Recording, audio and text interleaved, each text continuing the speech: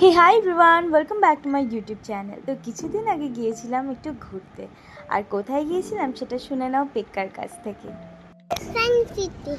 তো টিকিট কেটে ঢুকে পড়লাম সায়েন্স সিটির ভেতর। আর ভেতরটা এসে দেখি বেশ অনেক কিছুই বদলে গেছে। পেছনে কি আছে এখন? কি এগুলো?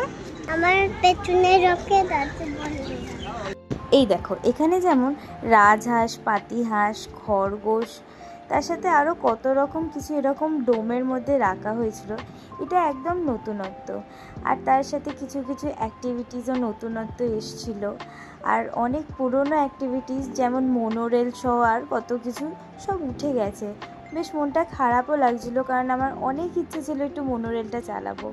যাই হোক, এবারে চলে এলাম একটা মিউজিয়ামের ভেতরে। এই জায়গাটা প্রত্যেক বছরই আসি। আর এই জিনিসটা খুবই সুন্দর, এত সুন্দর একটা ইলিউশন হচ্ছিল। তো এখানে এই যে এরকম টাইপের অদ্ভুত আয়নাগুলো দেখতে দেখতে যাচ্ছিলাম, বেশ ভালো লাগছিলো। অনেক বছর পর সেই ছোটোবেলায় ফিরে গিয়েছিলাম মনে হচ্ছিলো যেন। এই আয়নাগুলো কি আজব দেখো, কোনোটায় খুব লম্বা, কোনোটায় রোগা, কোনোটায় খুব মোটা। আর এখানে দেখো আমাকে কত আজব লাগছে। তো এখানে পেক্কাকে নিয়ে দৌড়ে দৌড়ে যাচ্ছি, কারণ এই জায়গাটা খুবই ফাঁকা ছিল। আর এখানে মনে হয় নতুনত্ব কিছু অ্যাড হবে, পরে আবার আসলে হয়তো দেখতে পাবো। তো এখানে ফাঁকা ছিল, তো আমি আর পেক্কা একটু দৌড়ে দৌড়ে যাচ্ছিলাম আর বলছিলাম, দেখ পেক্কা, এখানে কিছুই নেই, এখানে হয়তো নতুনত্ব কিছু আসবে, পরের বার এলে তুই আর আমি খুব ভালোভাবে ঘুরবো। এই জায়গাটা পার করলেই পরের ধাপেই আসবে মাছের সেকশন, যে জায়গাটা আমার খুবই পছন্দের। আর এই তো দেখো চলে এলাম মাছের সেকশানে। কত রকমের মাছ, অনেক রকম মাছ দেখলাম চলে গেছে, অনেক রকম মাছ অ্যাড হয়েছে।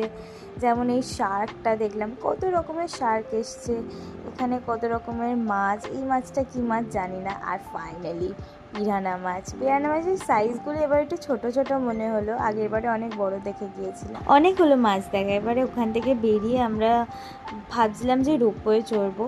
আর এখানে তোমাদের একটা কথা বলে রাখি, রোপওয়ে কিন্তু টিকিট আগে থেকে কেটে রাখবে, কারণ 6টা বেজে গেলে আর টিকিট কাটা যায় না, যেই ভুলটা আমরা করেছিলাম, যার জন্য পেক্কাকে আর মাকে রোপওয়ে চড়াতে পারলাম না। তো এখানে আর কি আমরা চলে এসেছি ওয়াটার শো দেখতে। ওয়াটার শোটা দেখতে গিয়েই আমাদের দেরি হয়ে যায় আর কি। ভেবেছিলাম যে ওয়াটার শো দেখার পরে রোপওয়ে ধরে একেবারে বাইরে বেরিয়ে যাব, তবে ভাগ্যে না থাকলে কি হবে, ওই দিন আমরা রোপওয়ে চড়তে পারলাম না।